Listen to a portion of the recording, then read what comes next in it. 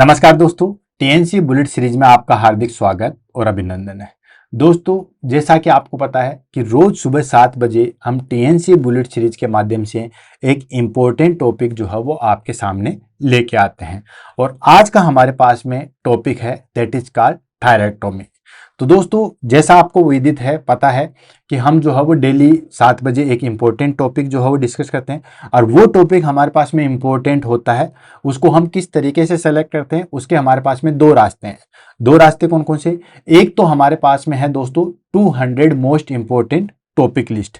अब वो कहाँ से आई वो आपको पता ही है दोस्तों कि मैंने खुद ने अब तक जितने भी हमारे पास में कंपिटिटिव एग्जाम थे, जैसे नोरसेट हो गया, जैसे सीएचओ हो गया, जैसे पीजीआई हो गया, ठीक है, वहां से जितने भी कंपिटिटिव एग्जाम है, कौन कौन से टॉपिक से क्वेश्चन निकल के आते हैं, उन टॉपिकों को हमने एक जगह अरेंज किया, ठीक है, और उन टॉपिकों की हमने एक पीडीएफ बनाई जिसको हमने नाम दिया 200 मोस्ट इंपॉर्टेंट टॉपिक। और उससे बाहर कभी कुछ आता भी नहीं है, आप खुद ट्राई कर लीजिएगा। ऑलमोस्ट आपके पास में जो है वो लिस्ट होगी, अगर नहीं है तो आप टेलीग्राम पे जो है वो मांग सकते हो, ये आपके लिए फ्री ऑफ कॉस्ट है। हालांकि ये क्लास भी आपके लिए फ्री ऑफ कॉस्ट है, उसमें कोई दिक्कत नहीं है, आपको पूरा कंटेंट मिलेगा, अच्छा कंटेंट मिलेगा, बस आप सिलेक्शन लीजिए। बहुत सारे बच्चे ऐसे होते हैं जो प्रॉपर कोचिंग नहीं कर पाते हैं, या उनके पास कोचिंग करने के लिए या तो रिसोर्सेज नहीं होते हैं, या फिर जो है वो कोई ना कोई फैमिली प्रॉब्लम्स होती है जिसकी वजह से वो कोचिंग नहीं कर पाते हैं। तो उन बच्चों के लिए हम जो है वो पूरा कंटेंट फ्री ऑफ कॉस्ट आपको दे रहे हैं। तो जो हमारे पास में 200 मोस्ट इंपॉर्टेंट टॉपिक की लिस्ट है वो आपके पास में होगी। अगर नहीं है तो आप टेलीग्राम पे या कमेंट पे आप बोल सकते हो, हम आपको जो है वो प्रोवाइड करवा देंगे। क्लियर है? तो एक तो हम सेलेक्ट करते हैं वहां से 200 मोस्ट इंपॉर्टेंट टॉपिक से। दूसरा हमारे पास में जो सेलेक्ट किया जाता है टॉपिक, वो किया जाता है आपके कमेंट बॉक्स पे। हम लास्ट में बोलते हैं कि आपको कोई भी ऐसा टॉपिक हो, चाहे वो किसी भी सब्जेक्ट का हो, चाहे वो गायनिक का हो सकता है, चाहे वो न्यूट्रिशन का हो सकता है, चाहे वो हमारे पास में मेडिकल सर्जिकल का हो सकता है, वो फंडामेंटल का हो सकता है, किसी भी सब्जेक्ट का कोई भी ऐसा टॉपिक जो आपको दिक्कत कर रहा है, ठीक है, जिसको समझने में बड़ी प्रॉब्लम आ रही है, हम उसको यहाँ पे जो हो पढ़ाएंगे और बहुत ही स्मूथली और बहुत अच्छे तरीके से डायरेक्ट सेकेंडरी मेमोरी में आपके बैठा देंगे। क्यों? क्योंकि कोई भी जो है वो हमारे पास में डाउट तो रहता ही नहीं है क्लास में, ठीक है। डाउट का तो हमारे पास में जो है वो एंटीडोट है, उसको तो हम जो है वो अच्छे तरीके से क्लियर करेंगे। तो इस तरीके से दो जगह से हम जो है वो इंपॉर्टेंट टॉपिक सेलेक्ट करते हैं। कहाँ कहाँ से? एक तो हमारे पास में आ गया दोस्तों 200 मोस्ट इंपॉर्टेंट टॉपिक की जो लिस्ट है, वहां से। वो लिस्ट कैसे बनी वो मैंने आपको बता दिया। सेकंड आता आपके कमेंट बॉक्स पे, जिसमें आपको लगता है कि ये टॉपिक जो है वो बड़ा इंपॉर्टेंट है और इसको समझने में हमें बड़ी दिक्कत आ रही है, तो वो आप बता सकते हो। हाँ, बताने से पहले मैं आपको रिक्वेस्ट यही करूंगा कि दोस्तों आप एक बार जो है वो हमारे पास में लिस्ट में जरूर चली जाएगा, ठीक है। अब तक के जितने टॉपिक हो चुके हैं उसमें तो आपको यूट्यूब चैनल खोलना है, देन उसके बाद में जो है वो आपको चैनल के बाद में प्लेलिस्ट में जाना है। प्लेलिस्ट में आपको टीएनसी बुलेट सीरीज देखने को मिलेगी, वहां पे आप क्लिक करोगे तो अब तक जितनी भी हमारे पास में क्लासेज हैं, ऑलरेडी जो है वो हमारे पास में 245 क्लासेज जो है वो ऑलरेडी हो चुकी है, ठीक है। इवन मैं कहूँ 246 क्लासेज जो है वो ऑलरेडी हो चुकी है हमारे पास में।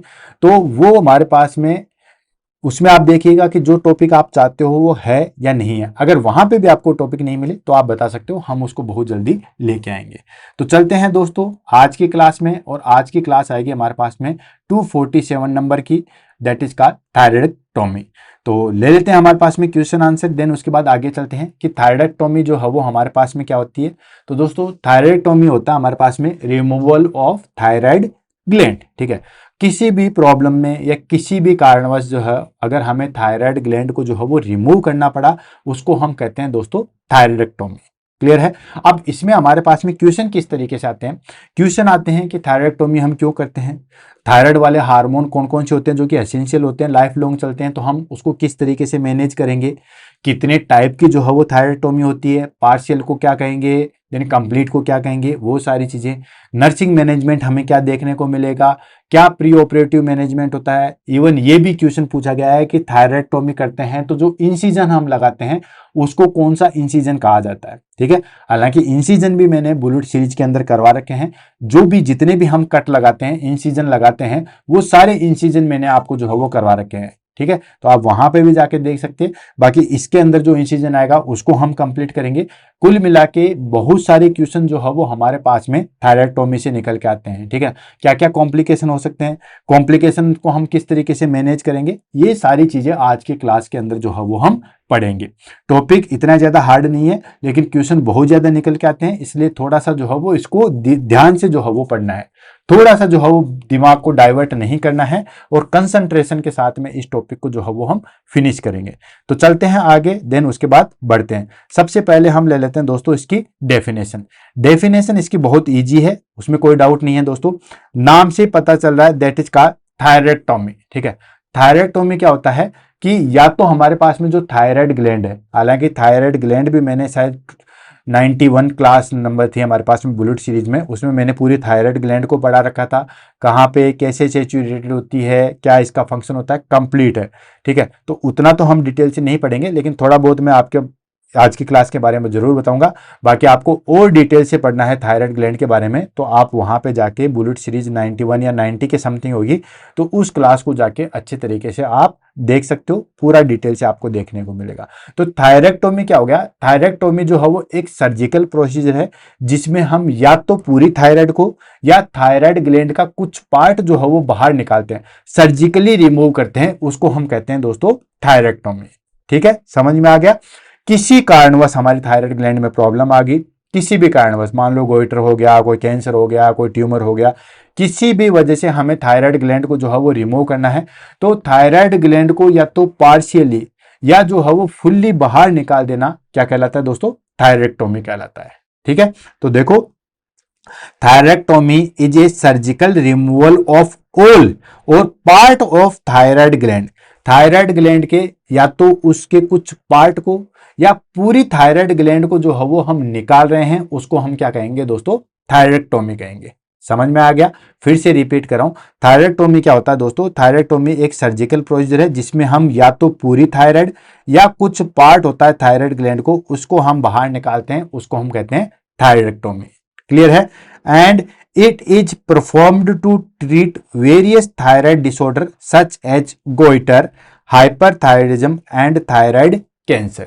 यानी कि ये हम कब परफॉर्म करते हैं या कब जो है वो हम थायराइडोटॉमी करते हैं, जब थायराइड डिसऑर्डर हो जाए। अब थायराइड डिसऑर्डर कौन से, जैसे सच एज गोइटर हो जाए, ठीक है, या हाइपरथायराइडिज्म हो जाए, ठीक है, थायराइड ग्लैंड बहुत ज्यादा जो है वो सिक्रेशंस चालू कर दे, या थायराइड ग्लैंड का कोई कैंसर हो जाए, ठीक है, थायराइड ग्लैंड का कोई कैंसर हो जाए, या थायराइड ग्लैंड बहुत ज्यादा जो है वो सिक्रेशंस हो जाए, या थायराइड ग्लैंड की साइज बहुत ज्यादा बढ़ जाए, तो उस कंडीशन में हम उस थायराइड को जो है वो निकालते हैं, उसको हम क्या कहते हैं दोस्तों, थायरेक्टोमी।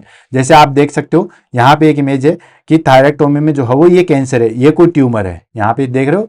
इस ट्यूमर को निकालने के लिए हम या तो आधी थायराइड निकाल देंगे, इस पार्ट तक हमने थायराइड को जो है वो रिमूव कर दिया, इसको हम कहते हैं पार्शियल थायरेक्टोमी, ठीक है, या मान के चलिए कि पूरी थायराइड ही हमने निकाल दिया है, तो दोनों कंडीशन को हम क्या कहेंगे दोस्तों, थायरेक्टोमी कहेंगे। फटाफट थोड़ा सा जो है वो इसके इंडिकेशन ले लेंगे, देन उसके बाद जो है वो आगे बढ़ते हैं। तो दोस्तों ये हो गया हमारे पास में इंडिकेशन कि कौन कौन सी कंडीशन में हम जो है वो इसको करेंगे। तो पहली चीज आती है हमारे पास में, that is called malignant condition. Malignant condition, दो तरीके के जो है वो हमारे पास में ट्यूमर होते हैं, एक होता है मैलिग्नेंट ट्यूमर और एक होता है बेनाइन ट्यूमर।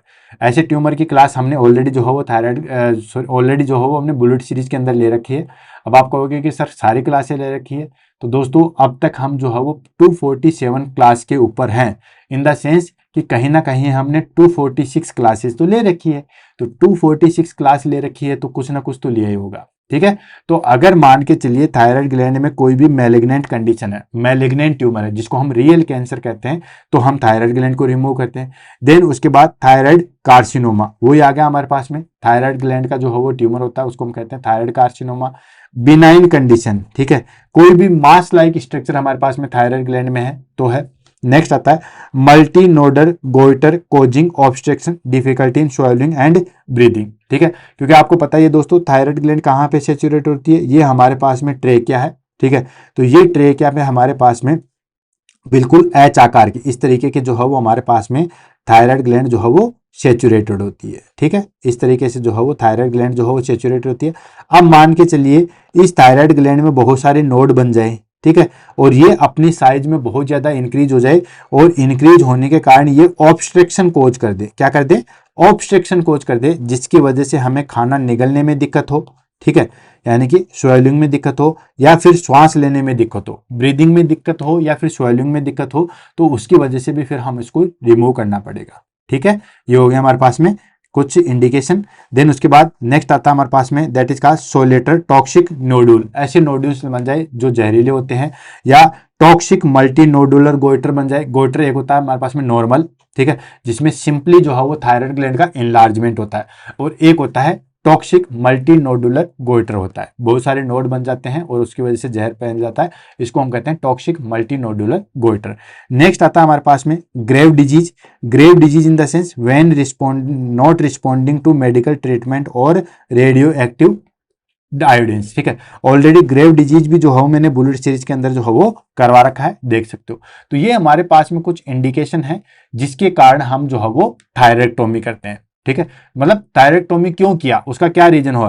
तो दोस्तों अगर मैलिग्नेंट ट्यूमर है तो हम करेंगे, थायराइड कार्सिनोमा है तो हम करेंगे, बिनाइन कोई ट्यूमर है, कोई मास वगैरह है तो हम थायरेक्टोमी करेंगे, मल्टीनोडल गोइटर हो गया जिसकी वजह से स्वॉवलिंग और रेस्पायरेशन में दिक्कत आ रही है, ठीक है, तो हम करेंगे, सोलेटर टॉक्सिक नोडल या टॉक्सिक मल्टीनोडल गोइटर बन जाएगा तो हम करेंगे, या ग्रेव डिजीज हो जाती है तो हम जो है वो थायरेक्टोमी करते हैं। ठीक है, तो ये होगा हमारे पास में कुछ इंडिकेशन जिसके कारण जो है वो हम करते हैं। अदर इंडिकेशन कौन सी आ गई, ठीक है, उनमें तो हम करते हैं, और अदर इंडिकेशन कैसे, जैसे कॉस्मेटिक के लिए, ठीक है, किसी को जो है वो, मतलब ये तो ऊपर ये इंडिकेशन तो है कि इसमें तो हम थायरेक्टोमी करेंगे ही करेंगे। ठीक है, ये आता है हमारे पास में कि हम अपनी सुविधा के लिए थायरेक्टोमी कर देते हैं। जैसे कॉस्मेटिक के लिए, अगर मान के चलिए थायराइड ग्लैंड थोड़ी सी बड़ी हुई दिख रही है, ऐसे कोई दिक्कत नहीं है, कोई बड़ा उसमें ट्यूमर नहीं है, लेकिन दिख रही है तो दिखे ना, ठीक है, अच्छे नहीं लग रहे हम, तो इसके कारण जो है वो हम इसको थोड़ा सा रिमूव कर देते हैं। तो कॉस्मेटिक सर्जरी यानी कि लार्ज विजिबल गोइटर हो तो हम जो है वो थायरेक्टोमी करते हैं। नेक्स्ट आता है हमारे पास में suspicious nodular where malignant can not be excluded. ठीक है, यानी कि सस्पेशियस नोड्यूल है, हमें नहीं लगता है कि ये कोई मैलिग्नेंट वगैरह ही है, लेकिन फिर भी हम सस्पेशियस के तौर पे भी जो है वो उसको निकाल सकते हैं। ये हो गया हमारे पास में अदर इंडिकेशन। अब बात आती है हमारे पास में टाइप ऑफ थायरेक्टोमी। ठीक है, थायरेक्टोमी के कौन कौन से टाइप होते हैं उसको हम ले लेते हैं, देन उसके बाद जो है वो आगे बढ़ते हैं। ठीक है, तो बेसिकली जो है वो इसके हम 3 टाइप पढ़ेंगे, 1 बाय 1 करके लेंगे, देन उसके बाद आगे बढ़ेंगे। थायराइड के बारे में मैं ज़्यादा नहीं बता रहा हूँ क्योंकि ऑलरेडी थायराइड ग्लैंड जो है वो मैंने 91 या 90 नंबर की क्लास है वहाँ पे ले रखी है, आप बुलेट सीरीज में जाके देख सकते हो। थायराइड ग्लैंड हमारे पास में गले में सेचुरेटेड होती है। ठीक है, ये हमारे पास में ट्रेकिया के इन फ्रंट में जो है वो होती है, दोनों लोब दोनों साइड में बनी होती है, एच आकार की होती है, और इससे जो है वो बेसिकली हमारे पास में जो है वो 3 हार्मोन्स निकलते हैं। वैसे तो देखा जाए तो थायराइड ग्लैंड से जो है वो 2 हार्मोन ही निकलते हैं। कौन कौन से, एक निकलता है T3 और एक निकलता है T4। ठीक है, ट्रायोहाइड्रोथायरोक्सिन और थायरोक्सिन, ये 2 हार्मोन ही थायराइड ग्लैंड से निकलते हैं पर्टिकुलर। लेकिन एक हार्मोन और आता है, ठीक है, जिसको बोलते हैं कैल्सिटोनिन। कैल्सिटोनिन, ये कैल्सिटोनिन कहां से निकलता है, एक्चुअली क्या होता है कि जो हमारे पास में थायराइड ग्लैंड है उसके बीच बीच में जो है वो पैराफोलिकल सेल्स है। क्या होती है दोस्तों, पैराफोलिकल सेल्स होती है, जिसको हम सी सेल के नाम से भी जानते हैं। ठीक है, सी सेल्स के नाम से भी जानते हैं। ये सी सेल जो है वो कैल्सिटोनिन का सीक्रेट करती है।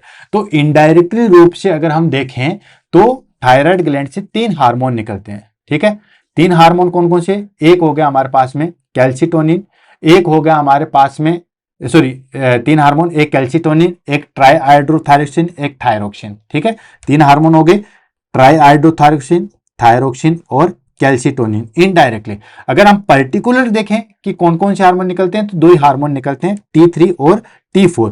जो कैल्सिटोनिन है वो हमारे पास में इस थायराइड ग्लैंड के बीच बीच में जो सेल्स होती है पैराफोलिकल सेल्स, वहां से निकलते हैं। क्लियर है, बाकी वो डिटेल जानना है तो आप वहां से जाके जो है वो देख सकते हो। पूरा 1 घंटे की मैंने क्लास ली है। अब वो 1 घंटा हम यहाँ पे खराब नहीं करेंगे क्योंकि जो बच्चे कंटिन्यू हमारी क्लास ले रहे हैं, क्यों हम उनका टाइम वेस्ट करें। तो अब आ जाता है हमारे पास में टॉपिक पे, टाइप ऑफ थायरेक्टोमी। थायरेक्टोमी के जो है हमारे पास में 3 टाइप है। पहला आ जाएगा हमारे पास में टोटल थायरेक्टोमी, नाम से पता चला है, कहीं कोई रटने की जरूरत नहीं है। टोटल थायरेक्टोमी का मतलब हो गया कि पूरी थायराइड ग्लैंड को हम रिमूव करते हैं। ठीक है, ये हो गया total thyroidectomy. Removal of whole thyroid gland, देखो इमेज देख के भी आपको क्वेश्चन पूछा जा सकता है, इसलिए मैंने दोनों अलग अलग चीज लिए। ये हमारे पास में पूरी थायराइड ग्लैंड और ये हो गए टोटल थायरेक्टोमी, मतलब पूरी थायराइड ग्लैंड जो है वो हमने रिमूव कर दी। ये देखिए, ये जो पूरी थायराइड ग्लैंड है वो कंप्लीट की कंप्लीट जो है वो हमने रिमूव कर दी, जिसको हम कहते हैं that is called total thyroidectomy, removal of whole thyroid gland, पूरी थायराइड ग्लैंड। ठीक है, अब ये किस कंडीशन में की जाती है? टोटल थायरेक्टोमी कब करते हैं? ये करते हैं कार्सिनोमा में, लार्ज मल्टीनोडल गोइटर में एंड ग्रेव डिजीज में।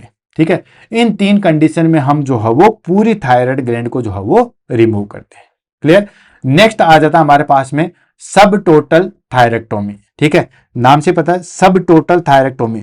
सब टोटल थायरेक्टोमी का मतलब हो गया कि इसमें हम पूरी जो है वो थायराइड ग्लैंड नहीं निकालते हैं, बट मेजोरिटी रूप से जितनी हमें चाहिए उतनी थायराइड ग्लैंड निकाल देते हैं। जैसे मान लो यहाँ पे कोई ट्यूमर था, ठीक है, ट्यूमर भी कौन सा? Benign tumour. मैलिग्नेंट में तो हमें पूरी निकालनी पड़ेगी, लेकिन जैसे मान लीजिए बिनाइन ट्यूमर था, तो इसमें हम क्या करते हैं, आधी थायराइड ग्लैंड को हमने निकाल दिया, ताकि आधी से तो काम चले। ठीक है, तो removal of majority but not all of the gland. ठीक है, यानी कि पूरी थायराइड ग्लैंड को न निकाल के मेजोरिटी रूप से ग्लैंड को निकाल देंगे, उसको हम कहते हैं सब टोटल थायरेक्टोमी। नाम से याद रखना दोस्तों, सब टोटल का मतलब हो गया जितनी हमें जरूरत है उतनी निकाली। ठीक है, टोटल थायरेक्टोमी में हमने कंप्लीट निकाली। और ये कब निकाली जाती है? Previously common of hyperthyroidism and now less preferred. ठीक है, पहले जब हमारे पास में हाइपरथायराइडिज्म हो जाता तो हम आधी निकाल देते थे, लेकिन आजकल इसको जो है वो नहीं किया जाता। क्यों? इसके हम मेडिसिन से ही हम इसको ट्रीट करते हैं, क्योंकि इसके कॉम्प्लिकेशन बहुत ज्यादा है। अभी आगे आएंगे। नेक्स्ट और लास्ट आ जाता है दैट इज कॉल्ड हेमीथायरेक्टोमी या लोबेक्टोमी। इसमें हम क्या करते हैं दोस्तों कि एक लोब को जो है वो हम निकाल देते हैं, ठीक है, और स्टेमस को हम निकाल देते हैं। इसको हम कहते हैं दोस्तों लोबेक्टोमी। लोबेक्टोमी, दो लोब है तो एक लोब हमने निकाल दी। ठीक है, इसको हमने कहते हैं दोस्तों लोबेक्टोमी, यानी कि removal of one lobe and stems. ठीक है, ये बहुत कम काम में हम लेते हैं, इंडिकेटेड फॉर सोलेटर नोडल या अनलेटरल डिजीज।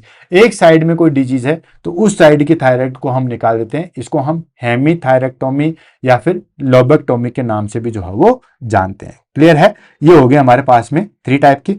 फोर्थ आ जाता है नियर टोटल थायरेक्टोमी। इसमें हम क्या करते हैं, ऑलमोस्ट थायराइड ग्लैंड और उसके आसपास के टिश्यू भी निकालते हैं। ठीक है, तो ये टोटल हमारे पास में 4 टाइप के हो गए। मेजोरिटी रूप से हम 3 पढ़ते हैं, पहला टोटल, सब टोटल एंड लोबेक्टोमी। चौथा आ जाता है नियर टोटल थायरेक्टोमी। ये बहुत रेयर केस में हम निकालते हैं। इसमें हम क्या करते हैं, almost all thyroid tissue remove expert small remittent. ठीक है, करीब करीब जो है वो ऑलमोस्ट पूरी थायराइड ग्लैंड को जो है वो निकाल दिया जाता है। तो ये हो गया हमारे पास में थायरेक्टोमी। क्लियर है? अब आ जाता है हमारे पास में प्री ऑपरेटिव प्रिपरेशन। हम क्या करेंगे भाई, किसी भी क्लाइंट का हम जो है वो थायरेक्टोमी कर रहे हैं तो हमें प्री ऑपरेटिव में क्या क्या करेंगे। ठीक है, डायरेक्ट हम उस चीज पे आ जाते हैं प्रोसीजर पे। ये कोई डिजीज नहीं है कि हम इसमें बाकी सिम्टम्स ये सारी चीज पढ़े, हम डायरेक्ट डिजीज पढ़ रहे हैं तो उस पे आ जाते हैं।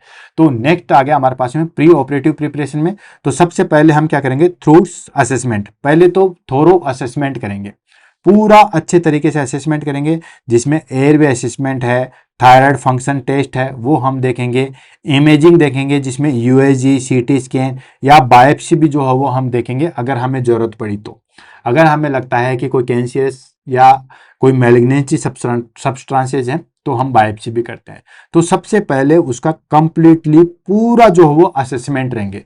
एयरवे का भी असेसमेंट लेंगे, थायराइड फंक्शन टेस्ट उसका भी हम देंगे। थायराइड फंक्शन टेस्ट में हम T3, T4, TSH लेवल जो है वो हम चेक करेंगे, जिसको हम थायराइड प्रोफाइल के नाम से भी जानते हैं। इमेजिंग में हम USG एंड CT स्कैन करेंगे और बायोप्सी अगर जरूरत पड़ी तो। ठीक है, देन उसके बाद एंटी थायराइड ड्रग्स। ठीक है, एंटी थायराइड ड्रग्स अगर वो ले रहा है या नहीं ले रहा है या नहीं, वो सारी हिस्ट्री जो है वो हम कलेक्ट करेंगे। ठीक है, जैसे हमारे पास में आ गया दोस्तों दैट इज कॉल्ड कार्मेजिबोल एंड प्रोफाइलोयूरिसेल। ये हम जो है वो देखेंगे प्री थायराइड स्टेज में। देन बीटा ब्लॉकर्स यूज ले रहा है नहीं ले रहा है, जैसे प्रोपेनोलोल है। ठीक है, ये to control symptoms of thyrotoxicosis, ठीक है, उनकी हिस्ट्री हम कलेक्ट करेंगे। देन उसके बाद आयोडीन, जिसको हम लुगोल्स आयोडीन सॉल्यूशन के नाम से जानते हैं, या पोटेशियम आयोडीन जो है वो हम कम से कम 10 से 14 दिन जो है वो बिफोर सर्जरी देंगे, ताकि हम जो है वो उसके वेस्कुलर और ब्लीडिंग रिस्क को कंप्लीट कर सके। ध्यान रखना, काफी ज्यादा इंपॉर्टेंट चीज है, याद रखना कि लोगोस आयोडीन सॉल्यूशन देते हैं हम प्री ऑपरेटिव केयर के रूप में। क्यों? ताकि सर्जरी के टाइम पे जो है वो हमारे पास में उसकी वेस्कुलरिटी और ब्लीडिंग के रिस्क को जो हम कम किया जा सके। तो कम से कम 10 से 14 दिन पहले जो है वो हम लुगोस आयोडीन जो है वो शुरुआत करते हैं। नेक्स्ट आता है पेशेंट टीचिंग। पेशेंट टीचिंग में हम क्या करेंगे दोस्तों? Explain procedure. कोई भी सर्जिकल प्रोसीजर होता है तो उससे पहले जो है वो हम उसको एक्सप्लेन करते हैं, उसके बारे में बताते हैं। एंड उसके बाद रीअश्योर अबाउट द स्कार। चेहरे पे कोई भी सर्जरी होती है, ठीक है, कोई भी होता है, पैरों पे, हाथ पे, कुछ भी हो, तो क्लाइंट का ये क्वेश्चन नहीं होता है कि यहाँ पे घाव बनेगा या नहीं बनेगा, कब तक होगा। लेकिन अगर चेहरे के ऊपर कोई भी सर्जरी होती है, ठीक है, इवन लिप्स की सर्जरी हो, नोज की सर्जरी हो, तो सबसे पहला क्वेश्चन ये होता है कि इसके स्कार तो नहीं बनेंगे, क्योंकि चेहरा बहुत अहमियत वाली चीज है, ठीक है। तो उसके लिए जो है वो रीअश्योर करेंगे स्कार के बारे में कि स्कार कितना बनता है या नहीं बनता। एंड वॉइस चेंजेस, कि हमारे पास में जो है वो पेशेंट को ये सारी चीज देंगे, एक्सप्लेन करेंगे प्रोसीजर को कि इस तरीके से जो है वो सर्जरी होगी, इस तरीके से जो है वो हम थायराइड ग्लैंड को निकाला जाएगा, ये सारी चीजें। स्कार के बारे में बताएंगे कि स्कार जो है वो हमारे पास में एक बिल्कुल लाइट कट वाला सा जो है वो स्ट्रक्चर होगी, इससे ज्यादा कुछ भी नहीं होगा, और हो सकता है थोड़ी बहुत जो है वो आपकी वॉइस भी चेंजेस हो। क्लियर है? नेक्स्ट आता है हमारे पास में चेक वोकल कॉर्ड फंक्शन, ठीक है, यानी कि वोकल कॉर्ड के फंक्शन को भी हम चेक करेंगे। तो ये हमारे पास में आ गए दोस्तों प्री प्रोसीजर के रूप में। अब आ जाता है हमारे पास में सर्जिकल प्रोसीजर, ठीक है, यानी कि अब हम थायराइड का जो है वो सर्जिकल प्रोसीजर करेंगे। तो उसमें हम क्या करेंगे? तो उसमें बेसिक स्टेप कौन कौन सी है उसको हम लेते हैं। तो सबसे पहले जो है वो इंसिजन कहाँ लगाया जाता है दोस्तों? इंसिजन लगाया था, incision given in the lower neck. ये जो हमारी गर्दन है, यहां से यहां तक गर्दन है, तो जो लोअर वाला पार्ट है यहां पे एक इंसिजन लगाया जाता है, ठीक है, जिसको कोकर्स कॉलर इंसिजन के नाम से जो है वो जाना जाता है। इमेज बेस के द्वारा भी इसमें से जो है वो क्वेश्चन पूछा गया है, इसलिए ध्यान रखना दोस्तों, ठीक है। इसको हम बोलते हैं कोकर्स कॉलर इंसिजन, ठीक है। इस तरीके से सी शेप का जो है वो एक कट लगाया जाता है, ठीक है। ये बेसिकली जो है वो हम लीवर में भी लगाते हैं, ठीक है। ऑलरेडी मैंने इंसिजन की टॉपिक की जो है वो क्लास ले रखी है, तो आप वहां पे देख सकते हो कि जो किस किस तरीके से कौन कौन से इंसिजन होते हैं। तो ये जो कोकर्स इंसिजन है, ठीक है, ये कोकर्स इंसिजन लीवर सर्जरी के लिए भी हम लगाते हैं, लेकिन कोकर्स कॉलर इंसिजन जो है वो हम थायराइड के लिए लगाते हैं। इस तरीके से ये इमेज आप देख लीजिएगा, ठीक है। देन उसके बाद gland carefully dissected preserving recurrent laryngeal nerve and parathyroid gland. अब हम क्या करेंगे कि बहुत ही सावधानी तरीके से जो है वो हम उस ग्लैंड को डिटैच करेंगे, डिसेक्शन करेंगे या उसको कट लगाएंगे, ठीक है। थायराइड ग्लैंड को वहां से हटाएंगे। उसमें हमें दो चीजों का सबसे ज्यादा ध्यान में रखना है कि जो हमारे पास में लेरेंजियल नर्व है वो हमें बचा के रखनी है, और पैराथायराइड ग्लैंड न निकल पाए वो भी हमें ध्यान में रखना है। क्योंकि आपको पता है थायराइड ग्लैंड के जस्ट पीछे की साइड में जो है वो 4 छोटी छोटी जो है वो बॉल्स के रूप में ग्लैंड प्रेजेंट होती है, जिसको हम पैराथायराइड ग्लैंड कहते हैं। तो हम कोशिश ये करते हैं कि हम सिर्फ थायराइड ग्लैंड को निकालें, पैराथायराइड ग्लैंड जो है वो एज इट ऐसे कैसे रहेगी। तो हम ग्लैंड को जो है वो अच्छे तरीके से डिसेक्ट करेंगे, अच्छे तरीके से कट लगाएंगे, प्रिजर्व करेंगे हम लेरेंजियल नर्व को और पैराथायराइड ग्लैंड को। देन उसके बाद होगा हमारे पास में ब्लीडिंग कंट्रोल्ड मेटिक्यूशन, ठीक है। हम कोशिश ये करेंगे और ब्लीडिंग को जो है वो कंट्रोल करेंगे। And gland remove as per type of thyroidectomy, ठीक है। जिस प्रकार से हमें थायरेक्टोमी करनी है उस हिसाब से हम ग्लैंड को जो है वो रिमूव करेंगे। भाई हमें टोटल थायरेक्टोमी करनी है या फिर जो है वो लोबुलर थायरेक्टोमी करनी है या पार्शियल करनी है, कुछ भी है, ठीक है। तो उस तरीके से जो है वो हमारे पास में उसी तरीके से हम ग्लैंड को जो है वो रिमूव करेंगे। एंड ड्रेन में बी इंसर्टेड वुंड क्लोज, ठीक है, और छोटा सा हम ड्रेन लगा देते हैं, ठीक है, और वुंड को जो है वो क्लोज कर देते हैं, ताकि जो भी ब्लीडिंग वगैरह हो वो सारी चीजें हम जो है वो कलेक्ट कर सके, ठीक है। तो इसमें हमारे पास में इंपॉर्टेंट आया कि कौन सा कट लगाते हैं दोस्तों, तो इसमें हम लगाते हैं कोकर्स कॉलर इंसिजन कट जो है वो लगाते हैं। नेक्स्ट आ जाता है हमारे पास में post operative care. Post operative care हम किस तरीके से करेंगे उसको लेंगे, ठीक है भाई। हमने प्री ऑपरेटिव कर लिया, सर्जरी देन इंट्रा ऑपरेटिव कर लिया, सर्जरी होगी। अब उसके बाद में हम क्या करेंगे, तो सबसे पहले हम इमीडिएट केयर में हम क्या करेंगे, इमीडिएट केयर हम जो है वो देखेंगे, देन उसके बाद जो है वो बाकी अलग अलग देखेंगे। इमीडिएट केयर जो है वो जस्ट सर्जरी के बाद में जो है वो की जाती है। तो उसमें हम करते हैं monitor airway, breathing and circulation, ABG follow हम करेंगे। ठीक है, एयरवे देखेंगे क्योंकि आपको पता है थायराइड ग्लैंड जस्ट जो है वो ट्रेकिया के ऊपर जो है वो सेचुरेटेड होती है, तो किसी भी तरीके की कोई दिक्कत जो है वो हमारे पास में श्वास लेने में ना आए, इसके लिए हम जो है वो कोशिश करते हैं। ठीक है, तो एयरवे को जो है वो हम मॉनिटर करेंगे। देन ब्रीदिंग देखेंगे कि नॉर्मल एंड प्रॉपर जो है वो ब्रीदिंग हो रही है नहीं रही। देन उसके बाद सर्कुलेशन, ब्लड सर्कुलेशन सही तरीके से है या नहीं है। देन उसके बाद place the patient in semi Fowler position to reduce oedema and tension in suture line. उसके बाद इमीडिएटली हम क्लाइंट को जो है वो सेमी फाउलर पोजिशन में रखेंगे, ध्यान रखना। ठीक है, क्लाइंट को हम किस में रखेंगे दोस्तों, सेमी फाउलर पोजिशन में रखेंगे, ताकि किसी भी प्रकार का कोई एडिमा ना हो या किसी भी जो है वो कोई सूचर लाइन जो है वो हमारे पास में जो है वो टेंशन ना हो, यानी कि यहाँ पे जो है वो ब्लड क्लोट ना हो। ठीक है, तो उसके लिए हम जो है वो क्लाइंट को सेमी फाउलर पोजीशन में जो है वो रखते हैं। नेक्स्ट आ जाता है हमारे पास में monitor for haemorrhage and haematoma. ठीक है, हेमरेज और हेमेटोमा को देखेंगे कि कोई भी हेमरेज तो नहीं हो रहा है जिसमें हमारे पास में neck swelling, choking senses and difficulty breathing. ठीक है, नेक स्वेलिंग तो नहीं है, चोकिंग वाला सेंसेस तो नहीं है, ऐसे जैसे श्वास जब गला घुट जाता है तो चोकिंग नहीं आती, जब सांस में इस तरीके से चोकिंग वाली कंडीशन तो नहीं है, नेक स्वेलिंग तो नहीं है, या ब्रीदिंग डिफिकल्टी तो नहीं है। वो सारी चीजें जो है वो हमें देखेंगे, वो सारी चीजें जो है वो हम मॉनिटर करेंगे। ठीक है, हेमरेज और हेमेटोमा को मॉनिटर करेंगे। इवन बहुत बार ये क्वेश्चन यहां से निकला है कि कोई क्लाइंट बार बार जो है वो निगल रहा है कोई चीज। ठीक है, तो कोई चीज जो है वो निगल रहा है, स्वेलिंग कर रहा है, तो वो क्या इंडिकेशन दे रहा है, तो दोस्तों वो इंडिकेशन दे रहा है हमारे पास में हेमरेज की। ठीक है, नेक्स्ट आ जाता है हमारे पास में that is called keep keep keep tracheostomy set on the suction equipment at bed side emergency airway. ठीक है, इमरजेंसी एयरवे के रूप में, यानी कि साइड के अंदर जो है वो ट्रैकेस्टोमी ट्यूब रखेंगे। कफिंग आते आते रुक गई है, इसलिए कीप ट्रेकेस्टोमी सेट, हमेशा जो है वो अपने साइड के अंदर जो है वो ट्रेकेस्टोमी ट्यूब रखेंगे। ठीक है, क्या पता कब जो है वो हमें ट्रेकेस्टोमी ट्यूब लगाया जाए। तो ये क्वेश्चन भी काफी बार जो है वो एग्जाम में आ चुका है कि जब हम थायरेक्टोमी करते हैं तो हमारे पास में कौन सी चीज अवेलेबल होना चाहिए। तो दोस्तों ऑलवेज जो है वो बेड साइड के रूप में हमारे पास में ट्रेकेस्टोमी सेट जो है वो अवेलेबल होना चाहिए, क्योंकि कभी भी जो है वो उसकी जरूरत पड़ सकती है।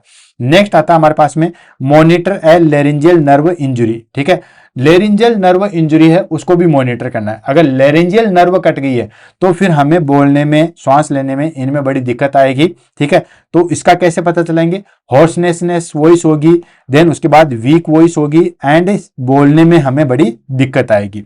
अगर बोलने में दिक्कत है या वॉइस जो है वो हमारे पास में काफी ज्यादा वीक है या डिफिकल्टी आ रही है बोलने के अंदर, तो हम कह सकते हैं कि कहीं ना कहीं जो है वो हमारे पास में लेरिंजियल नर्व जो है वो डैमेज हो चुकी है। ठीक है, तो इसका जो है वो हम ध्यान रखेंगे। तो ये हो गया हमारे पास में दोस्तों इमीडिएट केयर के रूप में हम एबीसी फॉलो करेंगे, एयरवे ब्रीदिंग सर्कुलेशन करेंगे, क्लाइंट को हम सेमी फाउलर पोजीशन में रखेंगे ताकि किसी भी प्रकार का कोई एडिमा या सूचर लाइन पे कोई टेंशन ना रहे। तीसरी चीज हम हेमरेज और हेमेटोमा को जो है वो मॉनिटर करेंगे। ठीक है, जिसमें हम स्वेलिंग, चोकिंग कंडीशन और ब्रीदिंग डिफिकल्टी ये सारी चीज देखेंगे। नेक्स्ट कीप ट्रेकेस्टोमी सेट जो है वो हम रखेंगे। ठीक है, और सक्शन इक्विपमेंट हमारे पास में बेड साइड पे होना चाहिए ताकि कोई भी एयरवे इमरजेंसी हो सकती है।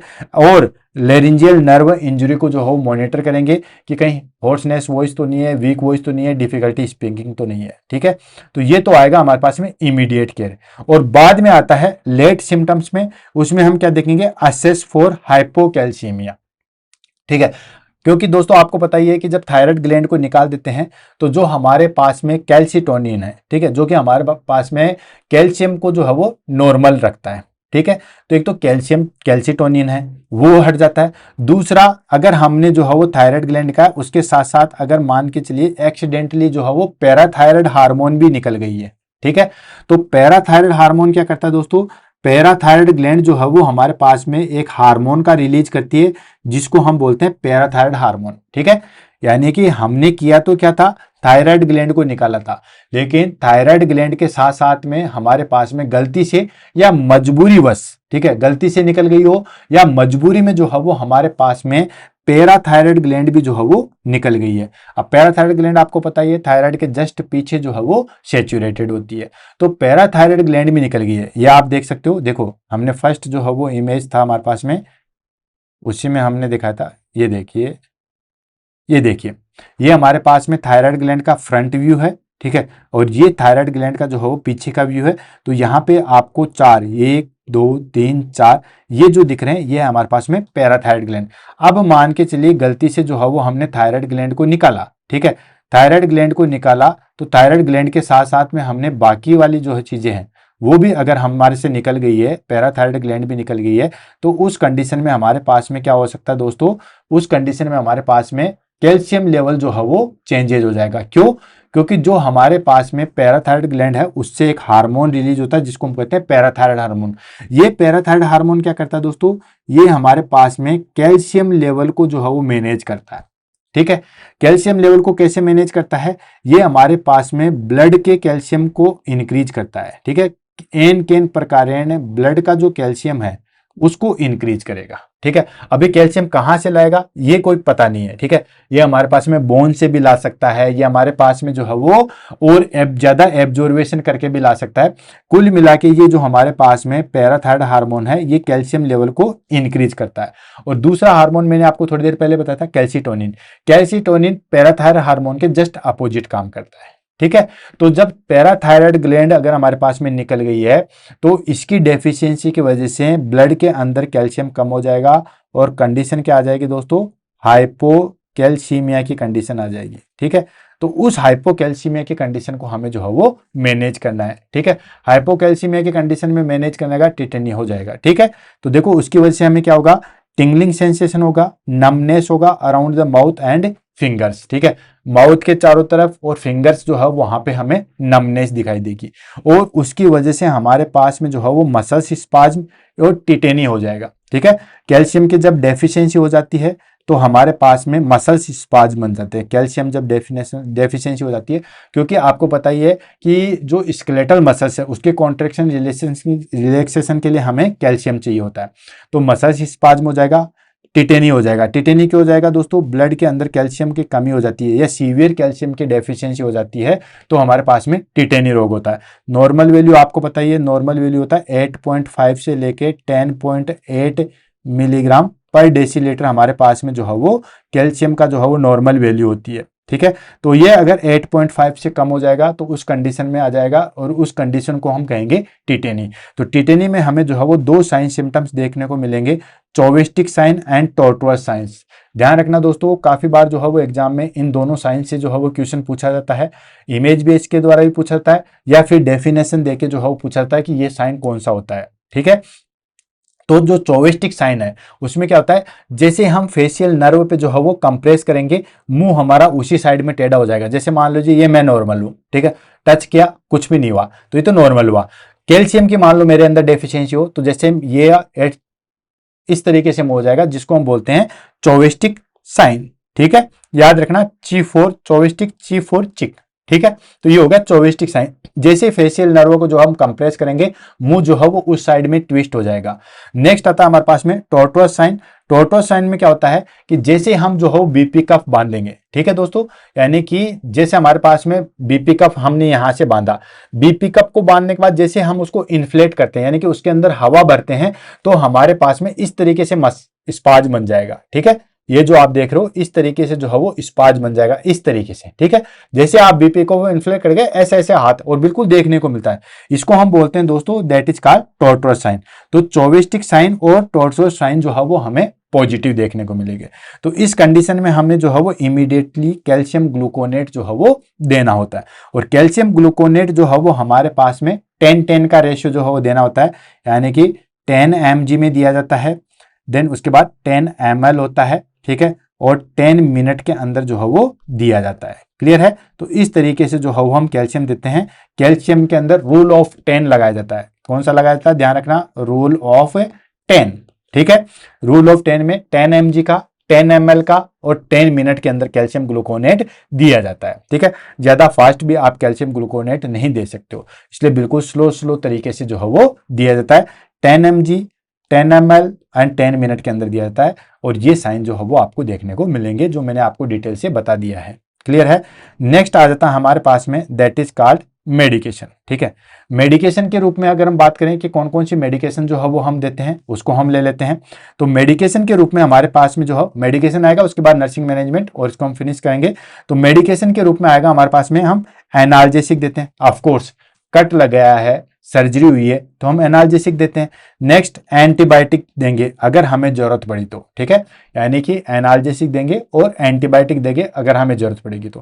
कैल्शियम सप्लीमेंट देंगे इफ हाइपोकैल्सीमिया, अगर हाइपोकैल्सीमिया हमें देखने को मिल रहा है तो हम कैल्शियम सप्लीमेंट देंगे। एंड उसके बाद में थायरोक्सिन रिप्लेसमेंट देते हैं इफ टोटल थायरेक्टोमी, अगर कंप्लीट थायराइड हमने निकाल दिया है, पूरी थायराइड ग्लैंड निकाल दिया है, तो हम थायरोक्सिन देते हैं। और दोस्तों ध्यान रखना, ये थायरोक्सिन जो है वो हम लाइफ लॉन्ग देंगे, पूरी जिंदगी भर जो है वो हम देंगे। थायराइड ग्लैंड जब हमारे पास में निकाल दी जाती है तो हम जिंदगी भर जो के लिए जो है वो एक मेडिकेशन स्टार्ट हो जाती है, that is called thyroxine replacement हम देंगे। नेक्स्ट आ जाता है हमारे पास में पेशेंट एजुकेशन, पेशेंट को किस तरीके से जो है वो एजुकेट करेंगे। ठीक है, तो अवॉइड कफिंग, हमने यहीं से थायराइड ग्लैंड निकाली है। ठीक है, अब यहीं से थायराइड ग्लैंड निकाली है तो हम कफिंग को जो है वो अवॉइड करेंगे। ठीक है, थोड़ा सा खांसेंगे छींकेंगे उसके लिए अवॉइड होता है, क्योंकि यहाँ पे फिर ब्लीडिंग होने की संभावना ज्यादा हो जाती है। नेक स्ट्रेन, ठीक है, नेक स्ट्रेन यानी कि यहाँ पे थोड़ा सा जो है वो पता चल जाएगा। And talk too much initially, just thyroid के बाद में बहुत ज्यादा लंबे समय तक जो है वो बोलना नहीं है। ठीक है, तो ये चीज देखेंगे। एंड वुंड केयर इंस्ट्रक्शन, किस तरीके से आप घावों को जो है वो देखना है, किस तरीके से आपको उनकी देखभाल करनी है, वो सारी चीजें बताएंगे। And life long thyroxine therapy after total thyroidectomy, just अभी मैंने बताया था कि नहीं बताया कि थायरोक्सिन जो है वो हम लाइफ लॉन्ग देंगे। ठीक है, तो ये जो हमारे पास में थायरोक्सिन है वो लाइफ लॉन्ग दी जाती है, जिंदगी भर दी जाती है, क्योंकि थायराइड ग्लैंड तो निकाल दिए। अब थायराइड ग्लैंड निकाल दिए तो उसका हार्मोन रिप्लेसमेंट तो होना चाहिए, तो उसका हार्मोन रिप्लेसमेंट जो है वो हमारे पास में कैसे करेंगे, हम उसको लाइफ लॉन्ग जो है वो थायरोक्सिन थेरेपी देंगे। तो जिसका थायरेक्टोमी कर देते हैं और उसमें टोटल थायरेक्टोमी कर देते हैं तो हमें लाइफ लॉन्ग जो है वो थायरोक्सिन टैबलेट लेनी होती है। नेक्स्ट आ गया regular follow up with thyroid function test. ठीक है, हर एक समय के बाद में, हर एक टाइम इंटरवल के बाद में हमें जो है वो थायराइड फंक्शन टेस्ट जो है वो करवाने होते हैं। ठीक है, उसमें हमारे पास में T3 level, T4 level and TSH level जो है वो देखना होता है। ये लेवल जो है वो हम करवाते हैं। थायराइड जब निकाल दिए तो T3 लेवल कितना है, T4 लेवल कितना है, TSH लेवल कितना है, वो सारी चीजें जो है वो हम देखते हैं, उनका प्रॉपर जो है वो फॉलोअप करेंगे। क्या क्या करेंगे, पेशेंट एजुकेशन में देखेंगे कि अवॉइड कफिंग नहीं करना है, बहुत ज्यादा बोलना नहीं है, वुंड केयर आपको देखनी है, लाइफ लॉन्ग जो है वो आपको थायरोक्सिन टैबलेट लेनी है अगर थायरेक्टोमी कंप्लीट हो गया है, और रेगुलर फॉलोअप में रहना है थायराइड फंक्शन टेस्ट में। क्लियर है। नेक्स्ट आ जाता है हमारे पास में कॉम्प्लिकेशन। ठीक है, कि क्या क्या कॉम्प्लिकेशन हो सकते हैं। ठीक है, थायरेक्टोमी हमने किया तो क्या क्या कॉम्प्लिकेशन हो सकते हैं। तो पहला इमीडिएट कॉम्प्लिकेशन क्या हो सकता है, इमीडिएट कॉम्प्लिकेशन हो सकता है हेमरेज हो सकता है, हेमेटोमा हो सकता है। ऑफ कोर्स यहां से थायराइड ग्लैंड निकाला है तो ये सारी चीजें जो है वो हमें देखने को मिल सकती है। हेमरेज देखने को मिल सकता है, हेमेटोमा देखने को मिल सकता है, जिसकी वजह से हमारे पास में एयरवे ऑब्स्ट्रक्शन हो सकता है, और एयरवे ऑब्स्ट्रक्शन हमारे पास में सबसे प्रायोरिटी के रूप में सबसे ऊपर लिया जाता है। नेक्स्ट आ जाता है हमारे पास में respiratory distress due to tracheal compression. ठीक है, रेस्पिरेटरी डिस्ट्रेस हो सकता है ट्रेकियल कंप्रेशन की वजह से। एंड लास्ट आ जाता है injury to recurrent laryngeal nerve. ठीक है, लेरिंजियल नर्व जो है वो डैमेज हो सकती है। ऑलरेडी मैंने आपको बताया था कि जब हम टोटल थायरेक्टोमी करते हैं या थायरेक्टोमी करते हैं तो हमें दो चीजें सबसे ज्यादा देखनी है, एक तो लेरिंजियल नर्व को जो है वो बचा के रखना है, और पैराथायराइड हार्मोन को भी, पैराथायराइड ग्लैंड को भी जो है वो बचाना है। ये हमारे पास में दो प्रायोरिटी सबसे ऊपर आ जाती है। ठीक है, तो उसमें आ जाता है हमारे पास में दैट इज कि लेरिंजियल नर्व को जो है वो हमें बचाना है। वो सारी चीजें अगर इंजरी हो जाती है तो उसको हम कैसे आइडेंटिफाई लगेंगे, hoarseness voice, vocal cord paralysis, ये सारी चीजें हो सकती है। तो ये कुछ कॉम्प्लिकेशन हो सकता है हमारे पास में थायरेक्टोमी में, और ये कॉम्प्लिकेशन है इमीडिएट टाइप के। अर्ली टाइप मतलब कुछ दिनों में क्या क्या कॉम्प्लिकेशन हो सकते हैं, वो तो था इमीडिएट, मतलब सर्जरी के जस्ट बाद हो सकता है, ठीक है। अर्ली में क्या हो सकता है, ये कुछ दिन से लेके, ठीक है, कुछ दिन में जो है वो कॉम्प्लिकेशन अराइज होते हैं। उसमें आता है हमारे पास में हाइपोकैल्सीमिया ड्यू टू हाइपोपैराथायराइडिज्म। अगर गलती से पैराथायराइड हार्मोन निकाल दिया या मजबूरी बस पैराथायराइड हार्मोन निकाल दिया है तो फिर हमें हाइपोकैल्सीमिया देखने को मिलेगा, ठीक है। और वुंड इन्फेक्शन, अगर प्रॉपर केयर नहीं की गई है, प्रॉपर एंटीबायोटिक थेरेपी नहीं की गई है तो फिर वुंड इन्फेक्शन हो सकता है, ठीक है। तो ये कॉम्प्लिकेशन निकल सकते हैं हमारे पास में अर्ली कंडीशन में। नेक्स्ट आता है लेट कंडीशन में क्या क्या कॉम्प्लिकेशन हो सकते हैं, ठीक है। तो लेट कंडीशन में हमारे पास में कॉम्प्लिकेशन हो सकता है, पहला आ सकता है हाइपोपैराथायराइडिज्म, ठीक है। हाइपोपैराथायराइडिज्म का मतलब हो गया हमारे पास में कि जो कैल्शियम लेवल है वो डिक्रीज हो जाएगा, ठीक है। और कैल्शियम लेवल डिक्रीज हो जाएगा तो इसकी वजह से जो है वो हमारे पास में टिटेनी रोग हो जाएगा, ठीक है। तो ये हार्ट कंडीशन आती है हमारे पास में हाइपोथायराइडिज्म, ठीक है। हाइपोथायराइडिज्म नॉट पैराथायराइडिज्म में, सेकेंड हाइपोथायराइडिज्म में आ गया हमारे पास में दोस्तों, दैट इज कॉल्ड कि T3 और T4 हार्मोन जो है वो उसकी डेफिशिएंसी हो जाएगी, ठीक है। और इनकी डेफिशिएंसी के होने के कारण जो है वो हमारे पास में जो बेसल मेटाबॉलिज्म रेट वगैरह है वो सारी की सारी जो है वो डिक्रीज हो जाएगी, ठीक है। मैक्सिडेमा, क्रेटिनिन, ये सारी चीजें आपने देखी होगी आफ्टर टोटल थायरेक्टोमी। नेक्स्ट होता है हाइपरट्रोफिक स्कार या कीलोइड्स, ठीक है। कीलोइड्स बन जाएगा अगर हमारे पास में सही तरीके से जो है वो सर्जरी नहीं की गई है, वापस से अटैच नहीं किया गया है तो कीलोइड्स बन जाते हैं। कीलोइड्स आपने देखा होगा दोस्तों कि स्किन के ऊपर बड़ी सी जो है वो थ्रेड लाइक स्ट्रक्चर है। ऑलरेडी कीलोइड्स जो है मैंने बुलेट सीरीज के अंदर पढ़ा रखा है स्किन स्कार के रूप में, तो आप वहां पे देख सकते हो। आपने देखा होगा बिल्कुल स्कार बन जाता है, बड़ा सा स्कार बन जाता है जिसको हम बोलते हैं कीलोइड्स। और नेक्स्ट आता है हमारे पास में रिकरेंस इन केस ऑफ सब टोटल थायरेक्टोमी, ठीक है। रीअकरेंस हो सकता है अगर हमने सब टोटल थायरेक्टोमी की है तो ये कुछ कॉम्प्लिकेशन है जो हमें देखने को मिलेगा। अब आ जाता हमारे पास में नर्सिंग केयर। क्या क्या नर्सिंग केयर जो है वो हमें करनी है, तो दोस्तों प्री ऑपरेटिव नर्सिंग केयर में हमारे पास में क्या करना होता है कि assess and record baseline vital sign, voice quality, वो सारी चीजें जो है वो हमें असेस करनी होती है। अभी हम प्री ऑपरेटिव में पढ़ेंगे, देन उसके बाद पोस्ट ऑपरेटिव में पढ़ेंगे, ठीक है। तो 1 बाय 1 करके लेते हैं। पहली चीज आती है हमारे पास में that is called pre operative nursing care में हम क्या क्या करेंगे। तो प्री ऑपरेटिव नर्सिंग केयर में हमारे पास में आ जाता है कि हम असेस करेंगे वाइटल साइन और vocal quality and administer prescribed anti thyroid drugs, iodine and beta blockers, ये सारी चीजें देंगे ताकि थायराइड के जो है वो कोई कॉम्प्लिकेशन ना हो। क्योंकि हमने देखा था कि हम आयोडीन सॉल्यूशन देते हैं कम से कम 10 से 14 दिन पहले तक, सर्जरी से पहले हम शुरुआत कर लेते हैं। एंटी थायराइड ड्रग्स हम देंगे एंड बीटा ब्लॉकर्स देंगे जैसे प्रोपेनॉल वगैरह थे, ठीक है। और पेशेंट को क्या क्या एजुकेशन देंगे दोस्तों, पेशेंट को हम एजुकेट करेंगे ब्रीदिंग एंड कफिंग एक्सरसाइज के बारे में बताएंगे। देन नेक सपोर्ट, हैंड बिहाइंड नेक वाइल रिमूविंग, ठीक है, यानी कि नेक को किस तरीके से आपको सपोर्ट करना है वो सारी चीजें करेंगे। And voice rest after surgery, voice rest कैसे करेंगे कि आपको ज्यादा कफिंग नहीं करनी है, ज्यादा आपको जो है वो बोलना नहीं है, अपने वोकल कॉर्ड को जो है वो आराम देना है। इन सब के बारे में हम पेशेंट को जो है वो एजुकेट करेंगे। क्लियर है। नेक्स्ट आ जाता है हमारे पास में post operative care, nursing care में हम क्या क्या करेंगे, ठीक है। पोस्ट ऑपरेटिव मतलब अब सर्जरी हो चुकी है, सर्जरी के बाद हम किस तरीके से करेंगे, तो उसमें आ जाता है हमारे पास में monitor vital sign, oxygen saturation. Of course कोई भी सर्जरी होती है तो हम वाइटल साइन तो देखते ही देखते हैं, ठीक है, कि नॉर्मल वाइटल साइन है या नहीं है। ऑक्सीजन सेचुरेशन हमारे पास में SpO2 लेवल जो है वो कितना है वो सारी चीजें देखेंगे, ठीक है। तो वो हमारे पास में एटलीस्ट 96 to 100% तो जो है वो होना ही चाहिए। नेक्स्ट हम क्या देखेंगे, observe wound side and dressing, जो भी हमारे पास में वुंड है उसकी साइड को देखेंगे कि वुंड प्रॉपर है या नहीं है, कहीं कोई दिक्कत तो नहीं आ रही है, वो सारी चीजें। देन उसके बाद पोजीशन, पोजीशन में आपको मैंने पहले ही बताया था कि हम फाउलर्स पोजीशन में रखेंगे या सेमी फाउलर्स में रखेंगे हेड को सपोर्ट करके, ठीक है। फाउलर्स या सेमी फाउलर्स पोजीशन में रखेंगे जिसमें हम हेड को प्रॉपर सपोर्ट देंगे। नेक्स्ट आ जाता है monitor for sign of haemorrhage, ठीक है, कोई भी हेमरेज का साइन नहीं है, एयरवे ऑब्स्ट्रक्शन तो नहीं है, हाइपोकैल्सीमिया का नहीं है, ये साइन जो है वो हम ऑब्जर्व करेंगे, ठीक है। तो ये जितने भी साइन हैं उनको ऑब्जर्व करेंगे।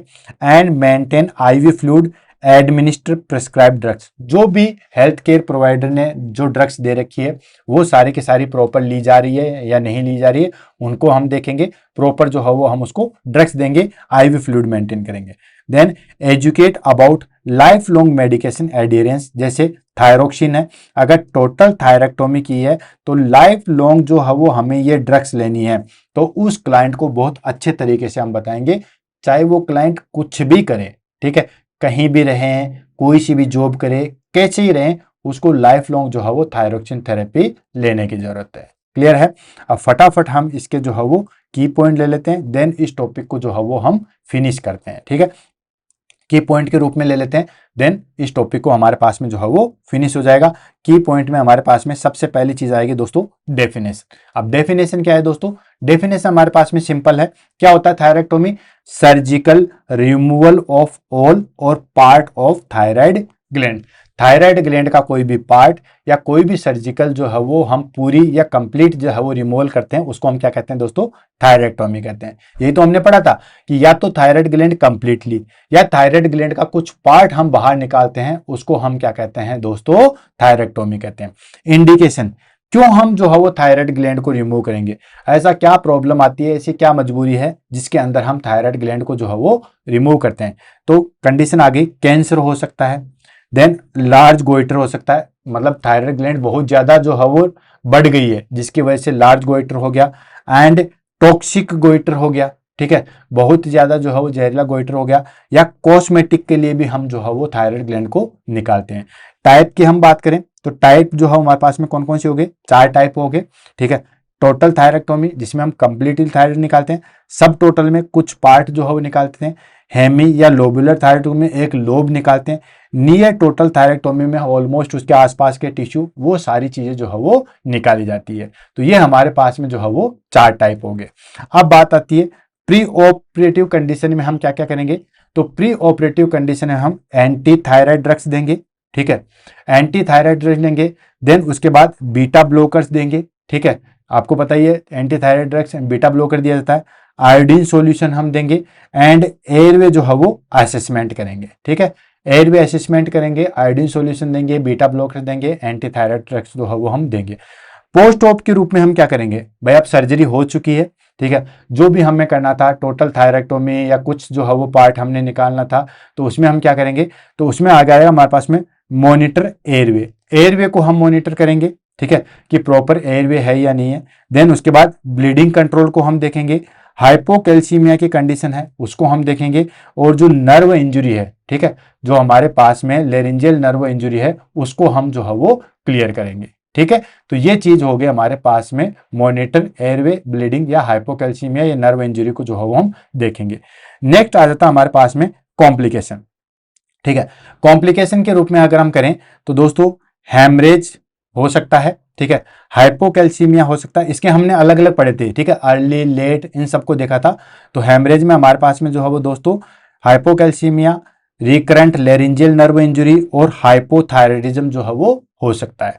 नर्सिंग केयर के रूप में हम कहें तो नर्सिंग केयर के रूप में हम प्रॉपर जो है उसको पोजीशन देंगे, ठीक है, प्रॉपर जो है वो मॉनिटरिंग करेंगे, इमरजेंसी इक्विपमेंट हमारे पास में एनी टाइम जो है वो हम साथ में रखेंगे, जैसे हमारे पास में आ गया ट्रैकेस्टोमी ट्यूब सेट है उसको हम रखेंगे, सक्शन इक्विपमेंट जो है वो हम अपने साथ में रखेंगे, ये सारी चीजें करेंगे। और पेशेंट को एजुकेट करेंगे। पेशेंट को एजुकेट किसके बारे में करेंगे दोस्तों?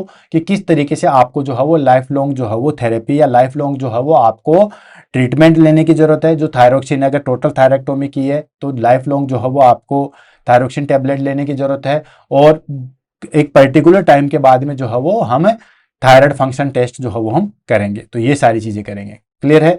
तो दोस्तों इसी के साथ आज की क्लास को हम यहीं पे जो है वो फिनिश करते हैं। आई होप आपको क्लास जो है वो बहुत अच्छी लगी होगी। और भी ऐसा कोई टॉपिक जिसको आपको कोई दिक्कत है पढ़ने में या आपको समझ में नहीं आ रहा, उसके बारे में आप बता सकते हो। साथ के साथ आपकी क्लास अगर आप बताओगे कैसे लगी, उसके बारे में बताओगे, तो वो हमारे लिए बेनिफिशियल है। एक्चुअली होता क्या है दोस्तों कि ऑफलाइन क्लासेज में तो हमारे पास में क्या होता है कि डायरेक्ट फीडबैक होता है, ठीक है ना। Direct feedback in the sense कि हमारे पास में सामने स्टूडेंट रहते हैं और हम उनका फीडबैक ले सकते हैं कि क्लास किस तरीके से लगी, कैसे लगी, वो सारी चीज़ें। लेकिन ऑनलाइन क्लासेज में हमारे पास में फीडबैक का सिर्फ एक ही जरिया होता है, वो जरिया होता है हमारे पास में कि आपके कमेंट।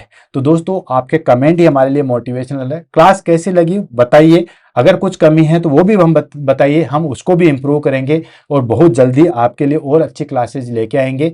तो दोस्तों कमेंट जरूर कीजिएगा। इसी के साथ आज की क्लास से अलविदा लेते हैं, मिलते हैं कल सुबह 7 बजे नई वीडियो के साथ। तब तक के लिए दोस्तों all the best, have a nice day, thank you so much.